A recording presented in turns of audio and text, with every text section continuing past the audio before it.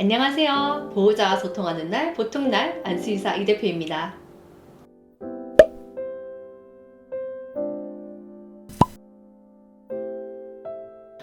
오늘은 반려동물을 키우시는 분들이라면 귀가 번쩍 뜨일 주제를 갖고 왔습니다. 바로 반려동물 진료비 아끼는 방법! 거두절미하고 바로 본론으로 들어가 볼게요. 첫 번째, 동물병원 너무 자주 바꾸지 마세요. 우리가 반려동물, 그러니까 우리 아이들을 입양을 했어요. 그러면 어느 병원을 가봐야겠다라고 병원을 선정을 하시죠. 그 병원을 갔을 때 처음에 하는 게 보호자님 정보 쓰시고, 그리고 아이들 정보 쓰고, 아이들 데리고 수의사분을 만나죠. 그럼 그 수의사분이 신체검사 해주시고, 뭐 예방을 할 게 있으면 예방을 해주고, 뭐 진료를 볼 게 있으면 진료를 보고, 이렇게 처음 만남이 시작이 됩니다. 그렇게 첫 만남, 두 번째 만남, 세 번째 만남 이제 접종을 계속 하셔야 되니까 가서 아이들과 수의사분들과 여러분들이 친밀감이 생기면서 전문 용어로 이제 라포가 생기기 시작해요. 그렇게 라포가 시작되면서 가장 좋은 게 뭐냐? 이 병원에서 아이에 대한 정보의 데이터베이스가 차곡차곡 쌓인다는 얘기죠. 이게 도대체 동물병원 진료비랑 무슨 상관이 있느냐라고 말씀을 하시는 분들이 계실 건데요. 제가 말씀을 드려볼게요. 쉽게 한번 예를 들어보겠습니다. 우리 아이 아무렇지도 않았는데 갑자기 피부가 안 좋아졌어요. 그래서 병원에 갔습니다. 자, 이때 다니던 병원과 새로운 병원을 간다는 전제를 한번 해보겠습니다. 다니던 병원에 가면 일단 우리 아이에 대한 정보의 데이터베이스가 쫙 있어요. 차트로 모두 차곡차곡 쌓여 있다는 말이죠. 그러면 우리 아이가 그동안 어떤 식습관을 가지고 있었는지, 그리고 어떤 환경에 노출이 됐는지 우리 아이에 대한 정보가 있기 때문에 다니던 병원에서는 수의사분께서 조금 더 빠르게 처치를 하실 수가 있는 반면에 새로운 병원에 데리고 가면 아이에 대해 정보가 없어요. 그렇기 때문에 뭘 해야 될까요? 더 많은 검사들을 해야 합니다. 당연히 비용이 더 나갈 수밖에 없겠죠. 새로운 병원에 가면 기존의 병원들에 있던 데이터베이스가 전혀 없어요. 아이에 대한 정보가 없기 때문에 당연히 더 많은 검사들을 해야 합니다. 그러면 비용도 더 많이 나갈 수밖에 없겠죠. 우리가 아이를 키우다 보면 당연히 동물병원을 옮겨야 될 때가 있습니다. 이사를 가서 옮겨야 되는 경우도 있고, 아이가 낫지 않아서 옮겨야 되는 경우도 있고요. 그리고 불친절해서 옮기는 경우도 있고, 병원을 옮기는 이유는 굉장히 다양해요. 그런데 제가 말씀드리는 건 요즘 신조어 중에 유목민이라는 신조어가 있더라고요. 이리저리 옮겨다니면서 정착하지 못한다라는 뜻을 가지고 있는데, 동물병원 유목민은 되시면 안 된다라는 겁니다.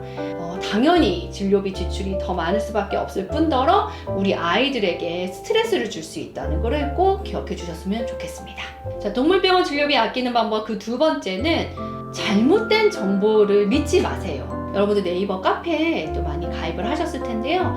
그리고 네이버뿐만 아니라 요즘에는 유튜브, 저희 같은 이런 유튜브로 많은 정보를 여러분들이 들으시고 그리고 학습을 하세요. 제가 얼마 전에 강아지 카페에 가입 하나 한 거에 한번 들어가 봤다가 굉장히 놀랐는데요. 제목이 정말 급해요, 도와주세요 더라고요. 그래서 뭔가 이렇게 클릭을 해봤더니 아이가 혈토를 하면서 지금 활력이 없다, 기력도 없다, 뭐 어떻게 해야 될까요? 라는 글이었어요. 댓글이 굉장히 많이 달렸고, 거기에 동물병원에 가세요 라고 말씀해 주신 분들도 있지만 나름의 응급처치 방법을 써주신 분들도 있더라고요. 그래서 저는 그거를 원장님께 보여드렸더니 이거는 잘못된 정보다 라고 말씀을 하시더라고요.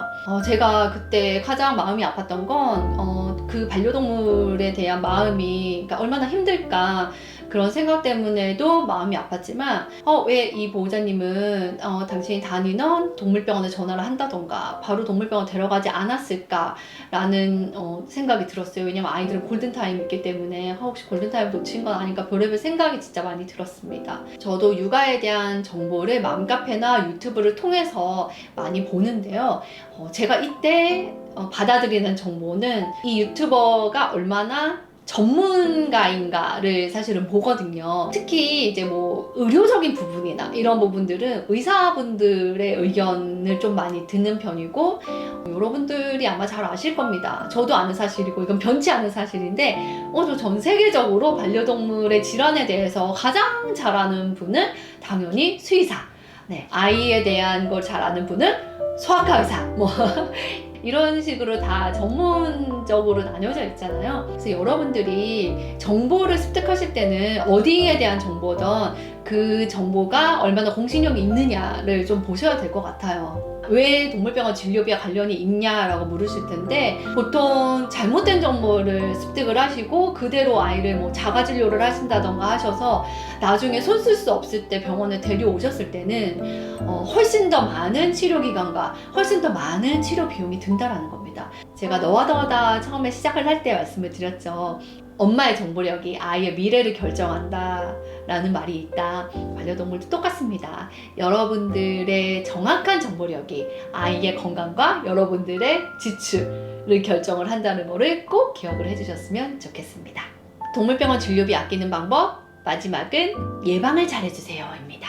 예방의 정의는 병에 걸리지 않게 관리를 잘해주는 거죠. 그렇기 때문에 예방도 돈이 듭니다. 근데 이 작은 돈을 아끼려다 보면 이제 더 큰 병에 걸려서 또 치료 기간이 길어지고 돈이 많이 들 수밖에 없어요. 그냥 아주 간단한 예를 들면, 제가 이제 치아가 만약에 안 좋아요. 근데 참을 때까지 참다가 치과를 갔을 때는 치료 기간도 더 길고 비용도 더 많이 든다 라는 사실은 여러분들도 다 알고 계실 거예요. 스케일링을 1년에 한 번 하는 이유도, 또 건강검진을 해야 되는 이유도 바로 이겁니다.